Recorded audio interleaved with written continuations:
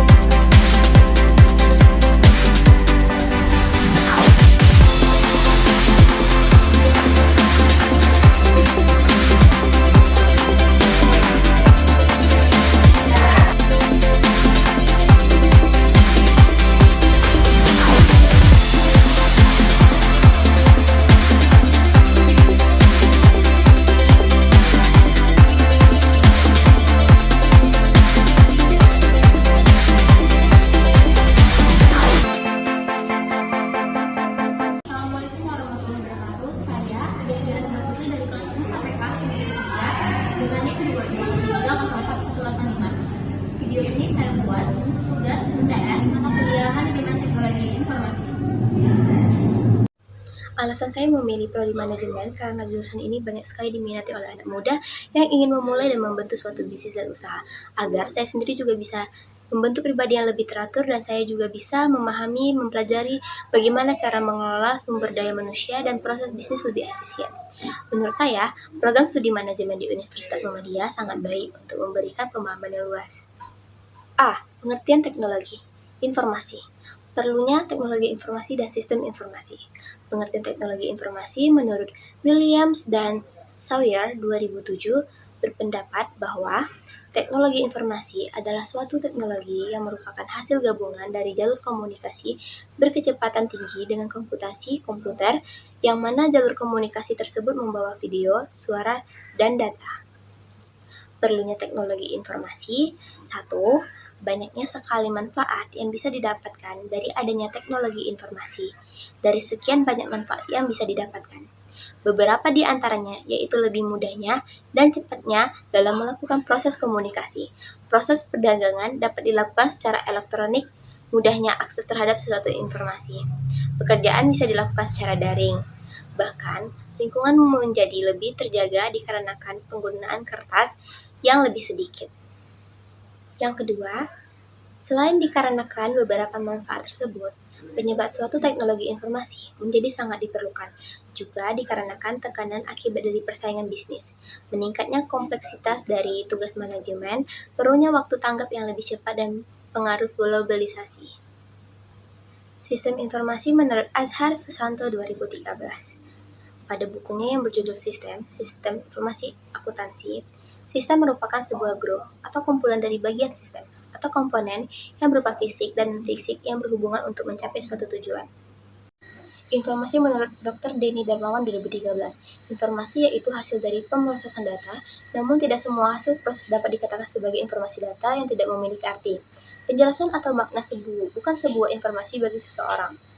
B. Perangkat keras komputer, hardware, dan perangkat lunak komputer, software. 1. Komponen hardware.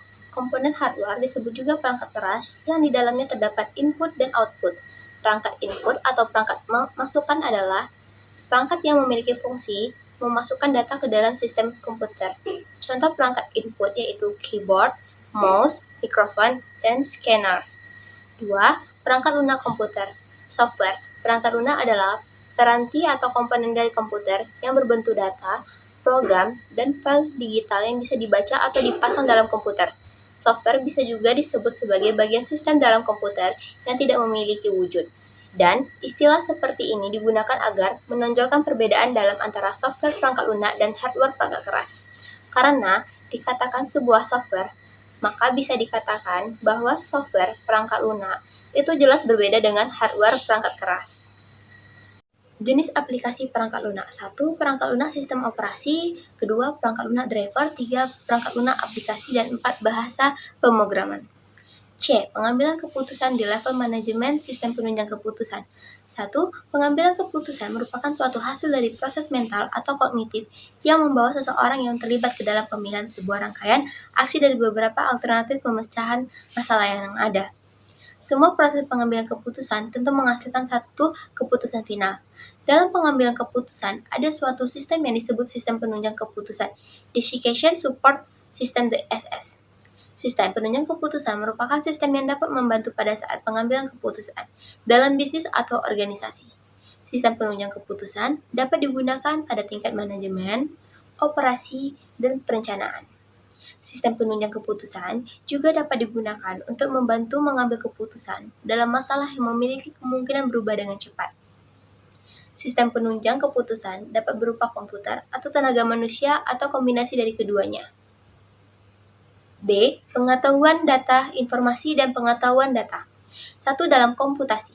Data adalah bentuk informasi dengan bahasa tertentu yang telah diolah secara efisien, dapat berupa subjek, tunggal maupun subjek plural, yang digunakan dalam suatu proses tertentu.